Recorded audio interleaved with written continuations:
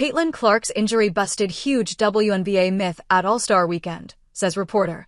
The ticket prices plummeting by 70% for the Fever vs. Sky game was caution enough when Caitlin Clark announced, "I can't participate in the three-point contest or the All-Star game." Word had it that the hotels were booked out the moment Clark and Indy for the biggest event in the W calendar was announced last year. But was the audience swayed when the biggest disappointment came their way? If you ask no off-season podcast hosts, there was a hint of something much bigger. Something Sue Bird had concerns about.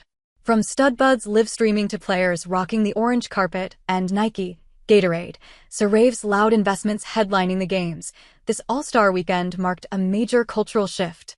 In Kelsey Plum's words, by far it was the most packed, not just from the game standpoint, but three-point contest, skills contest. The orange carpet was live. That was the same sentiment echoed by No Off-Season podcast's co-host Ben Pickman, who was on the ground for the events. "I think there was a little bit of caution heading into the weekend once Caitlin Clark was ruled out with an injury of just what would the energy be like," he started. "What would it feel like to walk the streets in the arena out on the town as you talk to people, fans, anybody who was there?" But the concerns were quick to be put to rest. There were events at every corner, makeshift courts on the streets, interactive activities, and art installations that livened up the city like no other. Pickman doesn't deny that Clark's absence was felt, but the energy was awesome. "And you felt it when you watched WNBA Live. It seemed like the people were waiting 30 minutes or more to meet their favorite players," he added. Yes, the ticket prices once again plummeted when the reigning roadie withdrew from the game, but the audience still showed up. The Gainbridge Fieldhouse was packed, and about 2.2 million viewers tuned in from afar. That was 36% down from last year, but best of the last 3 times an All-Star game crossed the million viewers mark. Moreover, the three-point contest and skills challenge the night before averaged 1.3 million, up 89% from last year. All that when Caitlin Clark wasn't playing. But the best part? The atmosphere in Indy took Pickman back to the Final Four frenzy, and co-host Sayu Nikita couldn't have been more elated. Because while the hooping community has largely been receptive of college basketball, it hasn't always transcended to the pro league. Sue Bird was candid about it just last year, saying it wasn't the same platform as college basketball. The lack of media coverage, the empty seats, minimum viewership, it was hard to take in. But the league seems to be crossing the threshold.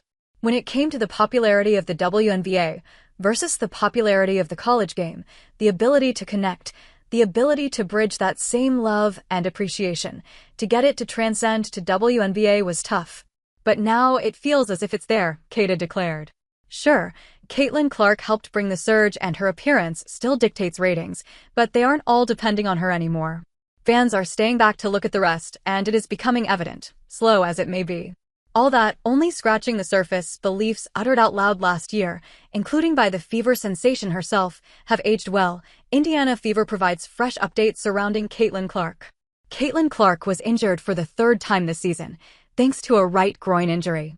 While Indiana Fever head coach Stephanie White promised to gradually integrate the athlete back, she had no clear message surrounding the Stars update.